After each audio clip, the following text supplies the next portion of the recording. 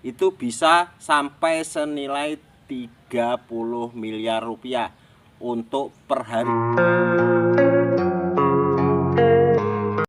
Assalamualaikum warahmatullahi wabarakatuh. Sahabatku mungkin pernah dengar slogan mengatasi masalah tanpa masalah. Nah ya betul, itu adalah slogan Penggadaian ya. Nah sekarang yang mau saya bahas dalam video ini adalah mengolah masalah menjadi rupiah. Apa itu? Yaitu tentang sampah. Jadi sahabatku, untuk jumlah penduduk ya, jumlah penduduk untuk saat ini ya tahun 2023, Indonesia ini sekitar 277 juta jiwa, itu jumlah penduduknya. Terus kalau untuk kepala keluarganya ini kalau untuk tahun 2002 ini kisaran 88,9 juta kepala keluarga. Nah sekarang untuk tahun 2023 kalau kita asumsikan ya, jumlah kepala keluarganya adalah 90 juta kepala keluarga. Nah ini bisa kita bayangkan, misalkan satu kepala keluarga itu menghasilkan limbah atau sampah seberat 1 kg per hari ya. Jadi satu kepala keluarga menghasilkan 1 kg sampah per hari. Ini kalau 90 juta kepala keluarga, maka sampah yang dihasilkan per hari itu seberat 90.000 ton per hari ya. Bisa kita bayangkan betapa besarnya ya. Nah sementara sampah yang dihasilkan dari rumah tangga ini ada sampah organik, yaitu sampah yang mudah terurai ya di dalam tanah ya. Nah untuk sampah organik ini tidak bisa didaur ulang. Nah contohnya misalkan sisa-sisa makanan, daun, kayu, dan sejenisnya. Nah selain itu juga ada sampah anorganik. Nah sampah anorganik ini yang sulit terurai di dalam tanah ya. Akan tetapi sampah anorganik ini itu bisa didaur ulang. Contohnya adalah jenis plastik, jenis kertas, jenis besi, dan juga di situ ada beling ya.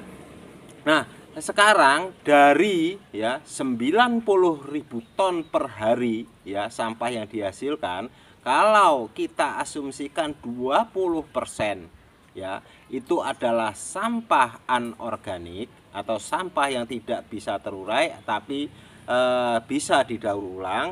Berarti kalau 90.000 ton ya 20%-nya yaitu 18.000 ton per hari sampah anorganik yang dihasilkan oleh rumah tangga ya.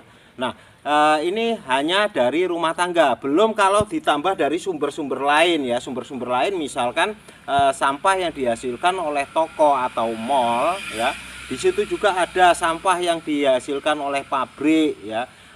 Terus perkantoran, ada juga sekolah-sekolah, ada sampah yang dihasilkan dari rumah sakit ya, limbah medis, ada dari bengkel, dan juga ada sampah yang dihasilkan dari tempat-tempat wisata ya. Bisa kita bayangkan kalau misalkan satu kepala keluarga aja per hari ya, atau jumlah keseluruhan ya kepala keluarga per hari itu sekitar 18.000 ton, ditambah dengan sumber-sumber lain ya, ini mungkin kisarannya bisa 30.000 ton per hari untuk sampah anorganik ya. Nah ini bisa menjadi masalah yang cukup serius ya, karena kalau sampah ini tidak dikelola dengan benar ya, niscaya kita mungkin tinggal nunggu waktu ya akan tertimbun oleh sampah ya. Nah untuk itu ya saya ya atau kita semua sebenarnya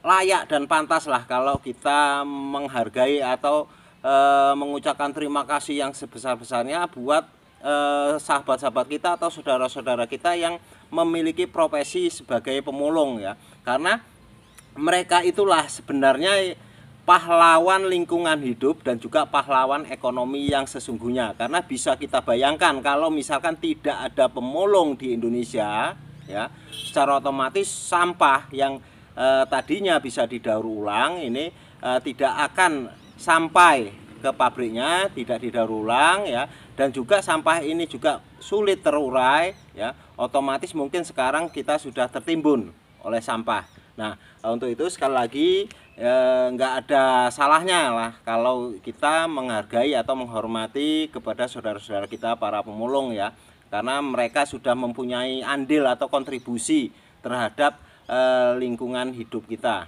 ya. Nah, selain itu juga sebenarnya kalau sampah ini, ya, pengelolaannya selalu ke TPA, ya, atau tempat pembuangan akhir sampah ini kadang-kadang masih terkendala banyak hal, ya. Misalkan di situ nggak semua sampah itu terpungut oleh pemulung, ya. Nah, kalau di kota mungkin bisa, ya, sampah-sampah itu sebagian, ya, itu buangnya malah ke sungai, ya. Selain juga ke tempat sampah, ya, kalau di kota sebagian membuangnya ke sungai, dan ini akan merusak lingkungan atau bukan bahkan, ya, bisa menyebabkan banjir. Kalau misalkan di kampung-kampung, ya, di kampung-kampung mungkin sebagian, ya, membakar sampah itu di belakang rumah, ya, atau ada juga, ya, walaupun di kampung ada yang nakal buangnya ke kali atau ke sungai. Ini secara otomatis juga akan mengganggu atau merusak lingkungan kita. Nah, sekarang alangkah baiknya kalau kita mulai pengelolaan sampah itu dari hulunya, ya, dari awalnya, ya, dari rumah tangganya, dengan cara memilah-milah sampah tersebut, ya. Jadi dari hulunya sudah kita pilah, kita pisahkan, ya, jadi dua kelompok, ya, ke sampah organik dan sampah anorganik. Nah, sebenarnya untuk sampah-sampah organik ini seperti sisa-sisa makanan ini masih bisa kita manfaatkan. Misalkan untuk makan babi, misalkan, atau untuk makan lele, atau untuk pakan ternak, ya, misalkan kita miara bebek, ayam, atau sejenisnya, ya, untuk yang sisa makanan. Kalau untuk yang daun-daun dan lain sebagainya sebenarnya masih bisa kita proses lagi menjadi kompos, ya, nantinya bisa kita jadikan pupuk. Nah, di sini tapi saya akan fokus di masalah sampah anorganiknya, ya, sampah yang bisa didaur ulang. Nah, ini, ya, bisa kita kelola, ya, bisa kita kelola menjadi rupiah. Jadi seperti ungkapan awal pada video ini bahwa mengelola atau mengolah masalah menjadi rupiah, karena sampah anorganik, ya, yang dihasilkan seperti yang saya utarakan tadi, bahwa kalau per hari itu kisarannya 30.000 ton. Kalau per kilo kita ambil harga terendah, ya, harga terendah per kilo itu Rp1.000 kali 30.000 ton, ya, itu berarti untuk jumlah sampahnya itu bisa sampai senilai 30 miliar rupiah untuk per hari. Itu hanya dari sampah. Ini hanya perkiraan minimal, ya, karena di sini dasar perhitungan saya hanya dari sampah keluarga, ya, ditambah sedikit sampah-sampah yang dari sumber lain seperti perkantoran, mal, dan lain sebagainya, ya.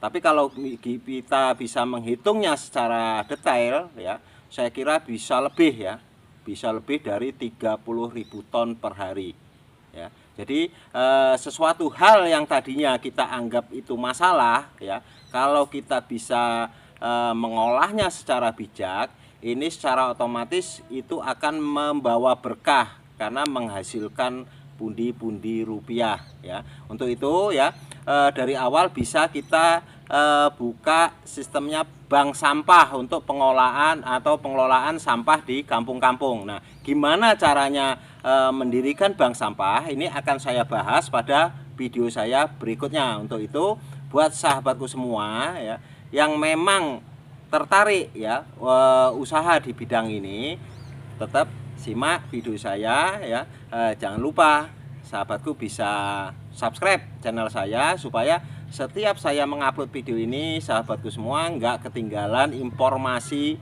dari saya ya. Mudah-mudahan informasi yang saya berikan ini bisa bermanfaat bagi kita semua ya. Di sini prinsipnya kita sama-sama belajar demi kemajuan kita bersama. Sekian, mudah-mudahan bermanfaat. Sekali lagi, lebih dan kurang saya mohon maaf. Wassalamualaikum warahmatullahi wabarakatuh. Tetap sukses.